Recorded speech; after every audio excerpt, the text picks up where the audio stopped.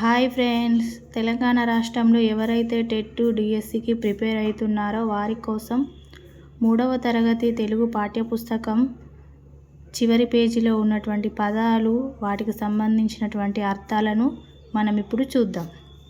First one, అతిశయం అంటే గొప్పదనం, అభివృద్ధి. అధికులు గొప్పవారు. అధిరోహించుట ఎక్కుట. అణువు అంటే అనుకూలం. అబ్బు అంటే లభించు, కలువు. అభినందనలు మెచ్చుకోలు, పొగుడు. అమృతం దేవతల ఆహారం. అల్పుడు అంటే నీచుడు. అవని భూమి. అహింస హింస చేయకుండుట సాధుగుణం. ఆడంబరం గొప్పదనం. ఆత్మవిశ్వాసం ధైర్యం, తన మీద తనకు నమ్మకం. ఆబాల గోపాలం చిన్నపిల్లల నుండి పెద్దల వరకు. ఆలింగనం కావలించుకును కౌగిలింత. ఆశీర్వాదం అంటే దీవెన. ఆసక్తి అంటే శ్రద్ధ. ఆసరా అంటే తోడు. ఆస్థానం అంటే కొలువు, నిలయం. ఇరుమారు అంటే 2 సార్లు. ఈనుట అంటే ప్రసవించుట, కనుట. ఉత్సవం అంటే పండుగ. ఉనికి అంటే ఉండుట, స్థితి. ఉర్వి అంటే భూమి. ఊసులు అంటే మాటలు. ఎగాదిగా పైకి కిందికి చూసుడు. ఎన్నుట లెక్కించుట, వెతుకుట. కంచు గంట శబ్దం. కంచు అంటే గంట కొరకు ఉపయోగించు లోహం అన్నట్టు. కట్టుబాటు అంటే నియమం. కఠినం కష్టం. కనకం అంటే బంగారం. కర్పూరం అంటే కర్పూరం.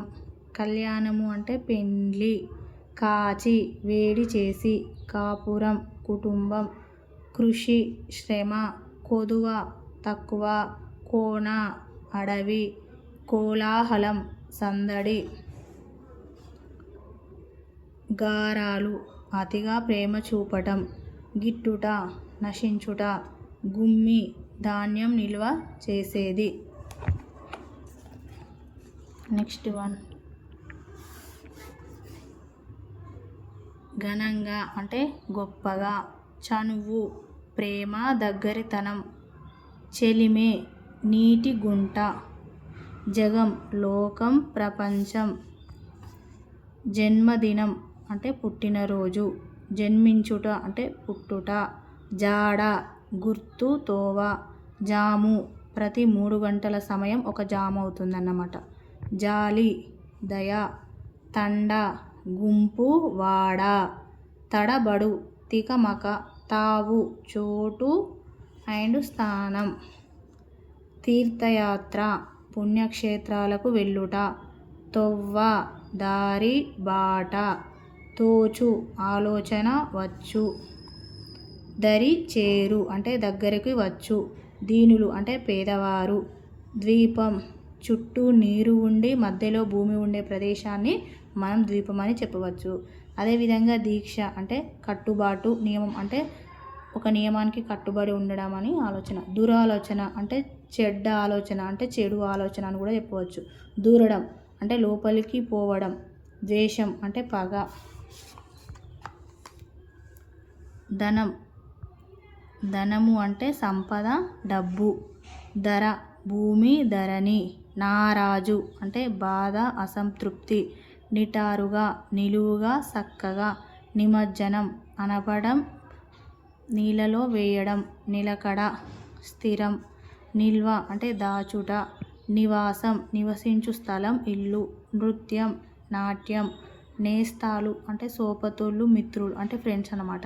నైవేద్యం నివేదించడానికి తెచ్చిన వస్తువు లేదా పదార్థం. పరగణాలు అంటే భూమిలో కొంత భాగాన్ని పరగణాలు అని చెప్తారు. పరిచయం అంటే ఎరుక, అంటే పరిచయం చేయడం. పరులు అంటే ఇతరులు. పసందు అంటే ఇష్టం. ప్రతిభ అంటే నేర్పు.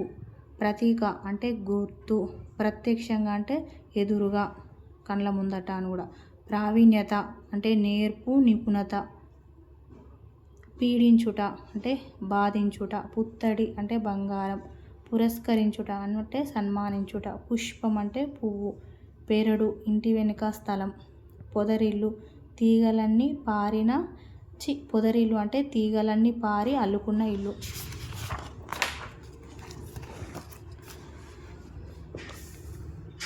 పోకడలు అంటే విధానాలు, పద్ధతులను కూడా నచ్చు. బింకం గర్వం, బడాయి. బేల అంటే అమాయకత్వం. భాగ్యాలు సంపదలు. మక్కువ అంటే ఇష్టం. మత్తడి అలుగు చెరువు. మత్తడి అంటే అలుగు. అలుగు అంటే ఏంటిదంటే చెరువు నిండినప్పుడు నీరు పొంగి బయటకు వచ్చే స్థలాన్ని మనం మత్తడి అని చెప్పవచ్చు. మది అంటే మనసు. మహాత్ముడు అంటే గొప్పవాడు. మార్గం అంటే బాట, తొవ్వ. అదేవిధంగా ముచ్చు అంటే దొంగ. ముమ్మారు అంటే 3 సార్లు. ఇరుమారు అంటే 2 సార్లు. మురిపెం సంతోషం, ఆనందం. మేలిమి అంటే స్వచ్ఛమైన. మొగులు మబ్బు, మేఘం. మొత్తుకును అరచు, అరవడం. రమణీయత అందం. లింగోద్భవం లింగం పుట్టుక. ఉద్భవం అంటే పుట్టుక అంటే లింగోద్భవం అంటే లింగం పుట్టుక. వధ అంటే చంపడం, చంపు. వన్నె అంటే రంగు, అందం. వర్ధిల్లు అభివృద్ధి చెందు.